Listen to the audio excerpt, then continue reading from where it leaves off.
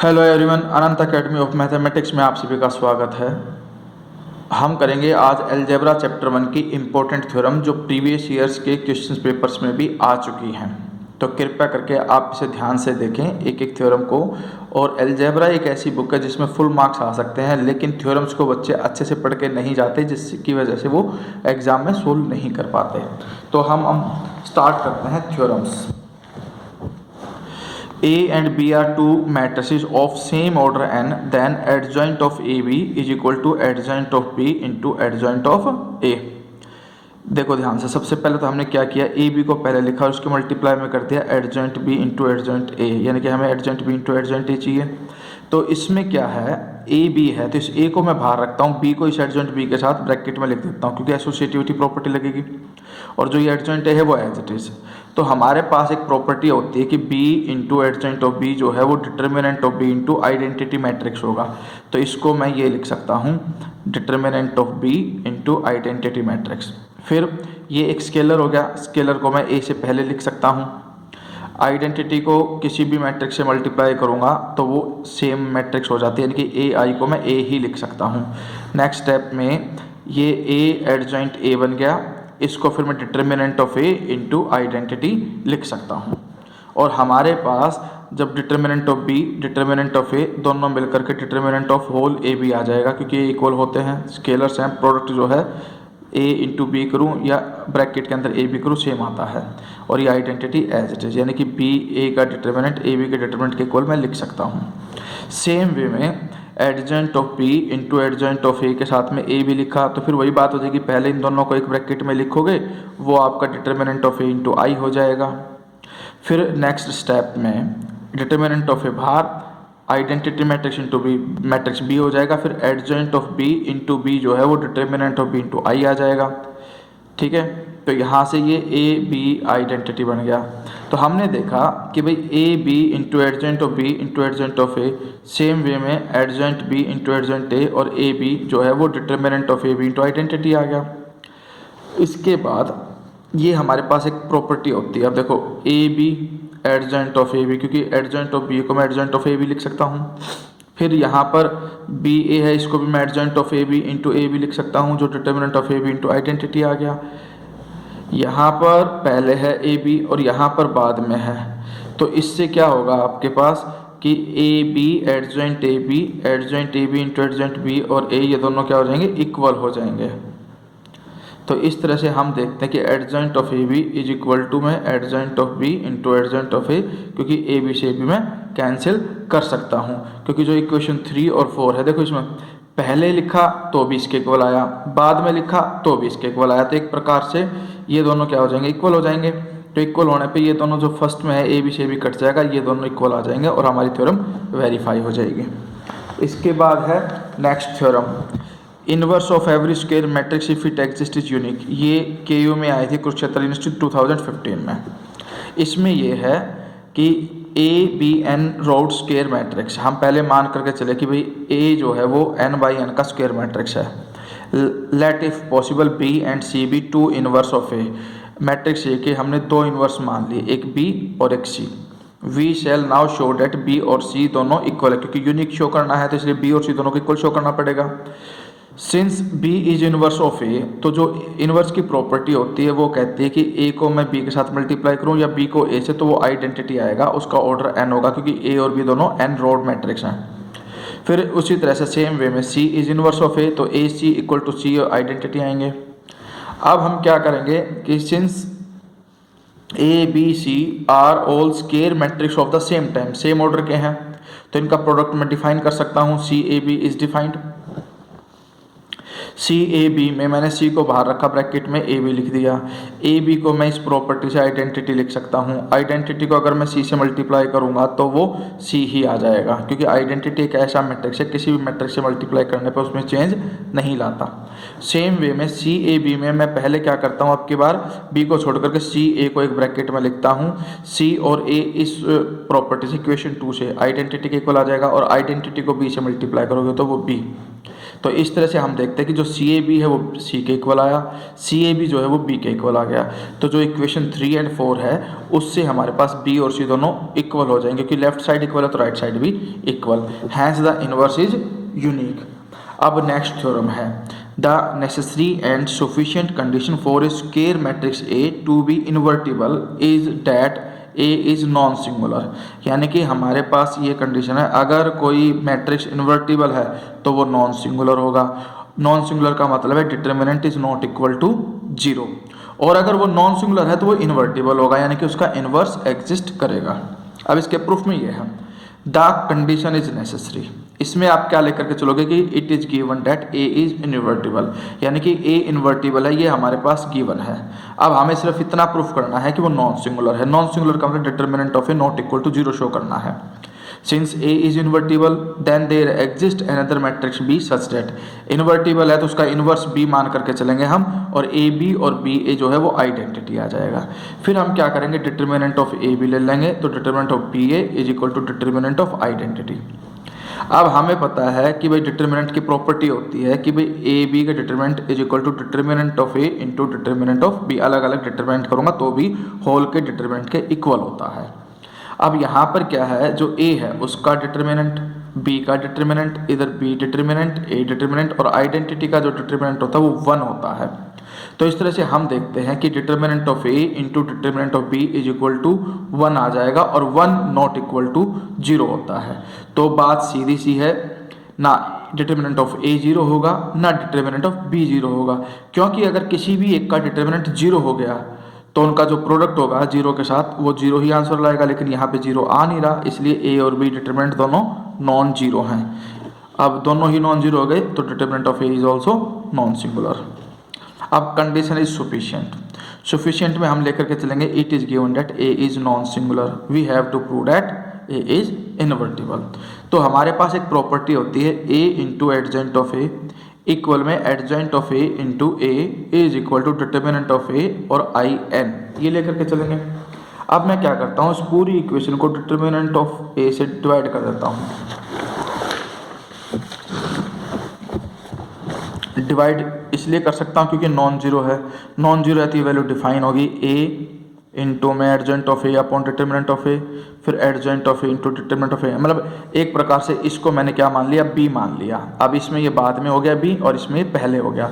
Actual में क्या था हमारे पास, जो ए इंटू में एडजेंट ऑफ ए था तो, और जो इक्वल में डिटर्मिनेंट ऑफ ए और आई एन था, तो इससे क्या किया हमने, डिवाइड कर दिया। डिवाइड करने पे यहाँ लिख सकता हूँ और इसको ब्रैकेट लगाता हूँ और इस सारे को मैं क्या मान लेता हूँ, बी। तो वही इन्होंने कर रखा है, A B is equal to B A is equal to identity. अब ये प्रॉपर्टी होती है उसकी इन्वर्टिबल की, यानी कि जो ए है वो इन्वर्टिबल है, जहाँ पे बी हमने इसको माना। तो thus B is the inverse of A, hence A is invertible and A inverse is equal to adjoint of A divided by determinant of A. ये थ्योरम बहुत इंपॉर्टेंट है।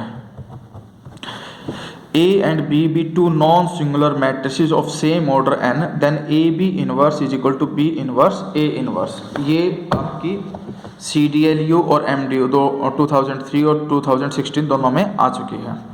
तो हम सबसे पहले ये लेके चलेंगे, सिंस A and B are n row non-singular matrices, determinant of A is not equal to 0, determinant of B not equal to 0, क्योंकि नॉन सिंगुलर है दोनों मैट्रिक्स। तो ए बी का determinant is equal to determinant of A into determinant of B is also non zero, क्योंकि दोनों non zero तो product भी non zero आएगा। A B is non singular and hence invertible, यानी कि A B non singular हो गई और ये इन्वर्टिबल होगी, क्योंकि हम पहले थ्योरम में प्रूफ कर चुके हैं जो भी मैट्रिक्स नॉन सिंगुलर होगी वो इन्वर्टिबल भी होगी। We shall prove that inverse of A B is B inverse A inverse, यानी कि जो इनवर्स है ए बी का वो बी इनवर्स ए इनवर्स होगा। जैसे कि ये ए बी ब्रैकेट में बी इनवर्स ए इनवर्स हमने बाद में लिखा ए बी के बाद में, तो पहले तो बी और बी इनवर्स को एक साथ लिखा, वो आइडेंटिटी बन जाएगा। ए और ए इनवर्स आगे पीछे सेम वे में लिख दिया, फिर आइडेंटिटी से ए को मल्टीप्लाई करोगे वो ए हो जाएगा। अब ए इंटू ए इनवर्स, यानी ए को ए इनवर्स से मल्टीप्लाई करोगे तो वो क्या आता है, आइडेंटिटी आता है। यानी कि एक प्रकार से ए बी को बी इनवर्स ए इनवर्स से मल्टीप्लाई किया तो आइडेंटिटी आ गया। सेम अब की बार बी इनवर्स ए इनवर्स को ए बी से पहले लिखूंगा मैं। अब ए इनवर्स इंटू ए को एक ब्रैकेट में किया, वो आइडेंटिटी बन गया। आइडेंटिटी को बी से करने पे वो बी ही आ जाएगा, फिर बी इनवर्स और बी का प्रोडक्ट करोगे तो आइडेंटिटी, यानी कि बाद में लिखा तो भी आइडेंटिटी आया, पहले लिखा तो भी आइडेंटिटी आया। तो जो इन्वर्टिबल की कंडीशन है वो सेटिस्फाई होगी, A B into B inverse A inverse is equal to B inverse A inverse into A B is equal to identity. Therefore inverse of A B is B inverse A inverse, hence verified. ठीक है, तो यहाँ से कुछ properties हैं जो आपको याद भी रखनी है, यानी कि कितने भी मैट्रिक्स का प्रोडक्ट हो उसका इन्वर्स करेंगे तो हम पीछे से स्टार्ट कर देंगे, यानी कि ए एन का inverse, A N minus one का इन्वर्स एंड सो ऑन करते करते। ठीक है, दूसरी कंडीशन ये होती है अगर एन टाइम्स तक है सेम मैट्रिक्स, यानी कि ए एन का इन्वर्स करें या ए इन्वर्स की पावर एन करें तो भी वो इक्वल आते हैं। अब ये भी आसान सी थ्योरम है, देख लो इसको, हालांकि ये कभी आई नहीं है लेकिन इजी है इसलिए मैं आपको बता रहा हूँ। A is non singular matrix then prove that determinant of A inverse is equal to determinant of A whole inverse, यानी कि ए इनवर्स का डिटर्मिनेंट इक्वल होता है डिटर्मिनेंट ऑफ ए के इनवर्स के। Since matrix A is non singular, non singular है तो determinant of A, क्योंकि हमें गिवन है नॉन सिंगुलर है तो determinant of A is not equal to zero, and A inverse exist, non singular तो ए इनवर्स एग्जिस्ट करेगा। ए inverse exist करने का मतलब है A into A inverse is equal to identity. अब taking determinant of both sides, दोनों तरफ determinant है, इधर भी और इधर भी, इनमें डिटर्मिनेंट सेपरेट सेपरेट हो जाएगा, ए का डिटर्मिनेंट अलग, ए इनवर्स का डिटर्मिनेंट अलग, और इधर जो आइडेंटिटी मैट्रिक्स है उसका डिटर्मिनेंट क्या होता है 1। अब ए इनवर्स का डिटर्मिनेंट लेफ्ट में रह जाएगा, ये इसके अपोन में चला जाएगा, इसको मैं डिटर्मिनेंट ऑफ ए की पावर -1 लिख सकता हूँ, और यही हमने वेरीफाई करना था कि भाई ए इनवर्स का determinant is equal to determinant of A inverse. फिर ये थ्योरम है, prove that adjoint of A non singular matrix is non singular, यानी कि जो नॉन सिंगुलर मैट्रिक्स है उसका एडजॉइंट भी क्या होता है नॉन सिंगुलर। ये देखो KU 2015 और MDU 2007 में आई हुई है। तो जो अलजेब्रा की थ्योरम्स है उनको हल्के में मत लेना, ध्यान से पढ़ करके जाना और प्रैक्टिस करके जाना। Let A be a adjoint matrix of order n, determinant of A is not equal to 0, यानी ये हमें गिवन है। और ए जो है let A be a adjoint matrix of order n, तो हमारे पास कंडीशन ये आ जाएगी कि a into adjoint of A is equal to determinant of A और identity. Taking determinant both side, दोनों तरफ डिटर्मिनेंट ले, इधर होल का डिटर्मिनेंट लेने के बाद इनको अलग अलग लिख सकता हूँ। इधर इसका डिटर्मिनेंट तो जो है वो सेम रहेगा, लेकिन ध्यान रखना हमारे पास k हो कोई मैट्रिक्स हो उसका डिटर्मिनेंट करें तो जो k है उसकी पावर n बाहर आ जाएगा और डिटर्मिनेंट ऑफ a हो जाता है।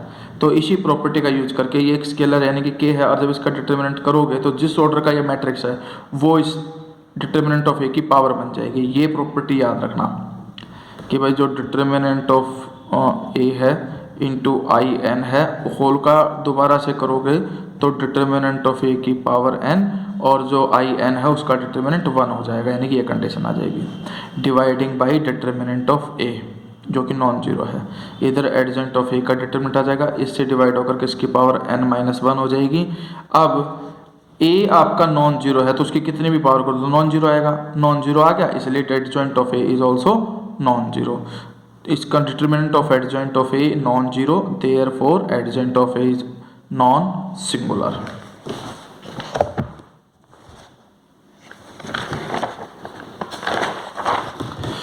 इसके बाद ये है, if a is a non singular matrix of order n, prove that adjoint of a का determinant is equal to determinant of a की पावर n-1। ये तो अभी जस्ट हमने वेरीफाई किया था पिछली थ्योरम में as it is same way में। अब यहाँ पे क्या है, adjoint of adjoint a is equal to determinant of a की पावर n-1 और a। ये मोस्ट इम्पोर्टेंट है क्योंकि देखो 2012 MDU में, KU दोनों में आई हुई है, फिर MDU में वो 5, 9 और 2016 में भी आई हुई है। ये तो अभी वही प्रूफ करेंगे भाई a is non singular matrix of order and determinant of A non zero लिख सकता हूँ। फिर a into adjoint of a is equal to determinant of A I n, taking determinant both side, दोनों तरफ determinant लोगे तो इसका determinant अलग, एडजेंट का डिटर्मिनेंट अलग, इसकी पावर n हो जाएगी, जो अभी अभी जस्ट मैंने बताई थी कंडीशन कि determinant of a into I n whole determinant करोगे तो डिटर्मिनेंट ऑफ a का पावर n बाहर आ जाएगा और आइडेंटिटी का जो डिटर्मिनेंट है वो क्या हो जाएगा 1, इसीलिए डिटर्मिनेंट ऑफ a की पावर n। अब dividing by determinant of a divide करोगे तो ये पावर n-1 हो जाएगा। अब रिप्लेसिंग ए बाय एडजॉइंट है, अब दोनों तरफ ए को एडजॉइंट ऑफ ए से डिनोट कर देते हैं, तो वही कंडीशन आ जाएगी एडजॉइंट ऑफ ए ब्रैकेट में adjoint A dot adjoint of A, और यहाँ पे ए की जगह एडजॉइंट, मतलब जहाँ जहाँ पर ए दिखे वहाँ एडजॉइंट ए लिख दो, ठीक है। अब हमने क्या किया, इन वन का मतलब है ये इक्वेशन, यहाँ पर ए की जगह पे एडजॉइंट है, ये एडजॉइंट ए की जगह पे एडजॉइंट है, ये एडजॉइंट ए का डिटर्मिनेंट, ये कंडीशन आ जाएगी। इसके बाद ये वाली जो वैल्यू है ये इसके इक्वल है, यानी कि ये मैं कंडीशन यहाँ लिख सकता हूँ। उसके बाद pre multiplying both side by A, दोनों तरफ ए से मल्टीप्लाई कर दो, इधर भी और इधर भी, यहाँ कर दिया, इधर ये कर दिया, ठीक है।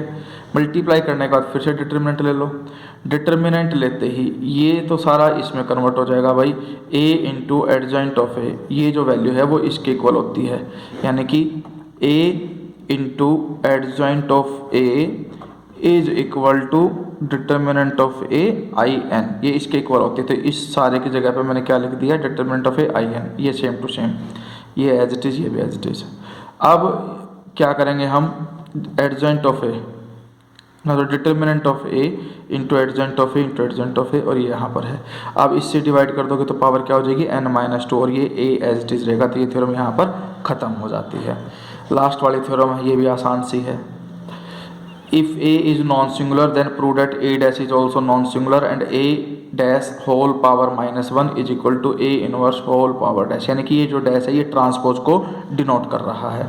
A नॉन सिंगुलर मैट्रिक्स है, ऑर्डर n, तो डिटरमिनेंट नॉन जीरो होगा, A इनवर्स एग्जिस्ट करेगा। A इनवर्स एग्जिस्ट करेगा तो उसे बाद में और पहले, मतलब पोस्ट मल्टीप्लाई प्री मल्टीप्लाई करूँगा तो वो आइडेंटिटी के इक्वल आएगा। टेकिंग ट्रांसपोज बोथ साइड्स, दोनों तरफ ट्रांसपोज ले लिया, तो ट्रांसपोज की प्रॉपर्टी है A इनवर्स का ट्रांसपोज पहले आ जाएगा, A का ट्रांसपोज बाद में। सेम वे में A का ट्रांसपोज पहले, A इनवर्स का ट्रांसपोज बाद में, आइडेंटिटी का ट्रांसपोज तो आइडेंटिटी होता है।